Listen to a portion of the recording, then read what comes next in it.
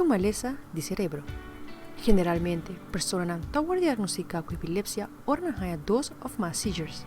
Alguns señalan de epilepsia tá confusão temporal, problema com as pernas, movimento estranho de boca ou mão. Epilepsia pode controlar a maioria de viajes. Maybe 2/3 of the patients, if the seizures are identified as part of the diagnosis of epilepsy and medical help and appropriate medical help is provided. Remédio também pode ajudar contra a epilepsia. Depressão e ansiedade também é comum para esnan que sofrem de epilepsia. Ser não querer, mas queda pendente de señalar aqui. Por último, epilepsia é uma herida do cerebro. Ou é algo de família, pero a maioria de viajes é causa da desconhecida. É importante para a epilepsia wordo diagnosticar e tratar.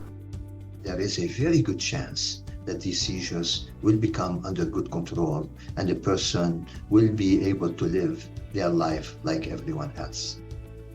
Fabiola Angela Hernandez, para Noticia.